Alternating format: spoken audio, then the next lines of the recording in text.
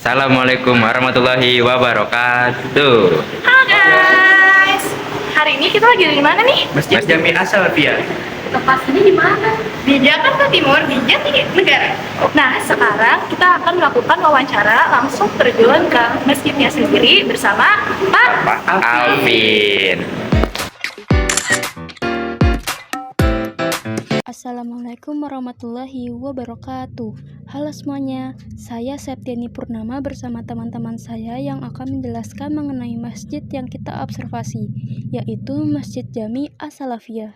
Alamatnya di Jalan Jatinegara Kaum nomor 49, RT 6 RW 3, Kecamatan Pulau Gadung, Kota Jakarta Timur, Daerah Khusus Ibu Kota Jakarta, kode pos 13250. Luas daripada bangunan ini meliputi makam dan lahan lainnya mencapai 6.000 meter persegi, dan masjidnya sendiri kurang lebih 1.000 meter persegi, yang dapat mencakup sejumlah kurang lebih 1.000 jamaah. Dan tidak perlu menunggu terlalu lama lagi, langsung saja kita mulai yang pertama kepada Vira yang akan menjelaskan mengenai awalnya sejarah masjid ini. Nama saya Vira Amanda Nuraini. Di sini saya akan menjelaskan sejarah awalnya. Pada sekitar tahun 1619 Masehi, terjadi pertempuran yang melibatkan prajurit Pangeran Jayakarta dengan serdadu pemerintah Hindia Belanda yang pada waktu itu dipimpin oleh Gubernur Jenderal Jan Pieter Johan Coen di daerah Mangga II, wilayah Jakarta Pusat. Pada pertempuran itu, prajurit Pangeran Jayakarta terkepung dari beberapa arah. Dengan cara melepas jubah dan kemudian dibuang ke sebuah sumur tua, akhirnya Pangeran Jayakarta dapat meloloskan diri. Akan halnya serdadu Belanda, begitu melihat jubah pangeran ada di dalam sumur, mereka mengiranya Pangeran Jayakarta telah meninggal. Saya Dias Julian Syahputra yang akan melanjutkan sejarahnya.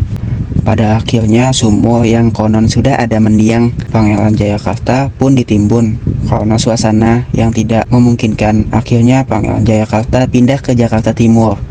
Sampailah ia di daerah hutan jati yang sangat lebat, kini dikenal sebagai Jatinegara. Di hutan jati dan di seberang Kali Sunter, pada waktu itu inilah Pangeran Jayakarta kemudian mendirikan sebuah masjid. Masjid ini dibangun pada tahun 1620 Masehi. Pada mulanya didirikan untuk melanjutkan perjuangannya melawan Belanda dan untuk menyebarkan agama Islam di tanah Sunda Kelapa. Saya Tunggu Hafiz Hamid. Di sini saya akan menjelaskan tentang lahan makam dan juga peninggalan-peninggalan yang ada di Masjid As-Salafiyah ini. Di lahan masjid tersebut terdapat makam Pangeran Jayakarta itu sendiri dengan anak dan cucunya, dan juga ada makam Pangeran Sugeri. Sedangkan di halaman belakang masjid merupakan makam para ahli waris keturunannya, dan sampai kini tanah makam tersebut khusus diperuntukkan bagi keturunannya. Masjid ini mempunyai beberapa benda pusaka, di antaranya sebuah tasbih dan sebuah gobang. Konon ciri tasbih tersebut berciri terdapat mata uang VOC yang tengahnya berlubang, sedangkan pusaka yang berupa gobang dahulunya lebih mirip sebagai tanda peringatan bila bahaya datang. Kini kedua benda pusaka tersebut telah raib alias hilang, tidak diketahui rimbanya. Sedangkan benda peninggalan yang ada di dalam masjid tersebut adalah 4 pilar yang berhubung langsung dengan rumah kunci yang ada di lantai 2 lahan masjid tersebut. Saya Rinsa Putri, di sini akan melanjutkan menjelaskan mengenai peraturan yang ada pada bangunan masjid ini yang mengalami renovasi berkali-kali. Renovasi pertama kali dilakukan oleh Pangeran Sugri pada tahun 1700 Masehi. Pangeran Sugri adalah putra Sultan Fatah atau Sultan Banten. Mereka ini hijrah, kemudian bergabung dengan Pangeran Jayakarta karena mereka berselisih dengan saudaranya, Sultan Haji, yang diangkat menjadi penguasa Banten oleh pemerintah Hindia Belanda. Mengingat Pangeran Jayakarta adalah seorang pejuang, maka kelestarian Masjid As-Salafiyah yang dibangunnya pun menjadi tanggung jawab pemuda DKI Jakarta. Segala bentuk pembangunan maupun perbaikan masjid menjadi wewenang Pemda DKI. Selain itu juga ada peraturan-peraturan umum yang harus dipatuhinya, seperti berpakaian rapi, sopan, tertutup, seperti di masjid-masjid lainnya. Kegiatan yang diadakan adalah pengajian remaja, pengajian kultum subuh, pengajian puasa bersama khusus bulan Ramadan. Biasanya juga terdapat kegiatan upacara seperti TNI dan sebagainya. Dampak positif dengan dibangunnya masjid ini yaitu sebagai tempat umum ibadah muslim.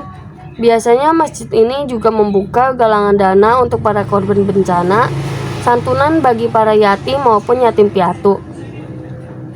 Makam di sini apakah dibuka secara umum untuk berziarah dan apakah orang lain bisa dimakamkan jenazah keluarganya di sini? Untuk berziarah dibuka secara umum. Namun untuk pemakaman umum di sini tidak bisa karena di sini merupakan tanah wakaf yang dimana hanya keturunan atau keluarga yang berwenang yang dapat dimakamkan di sini. Nah, segitu aja video penjelasan bersama dengan kami dari kelompok 4 yang menjelaskan mengenai masjid ini dan bukti wawancara kami secara langsung. Dan kalau misalnya ada salah kata, mohon dimaafkan. Kalau ada kelebihan diambil aja, kita nggak minta kembaliannya. Terima kasih, bye-bye!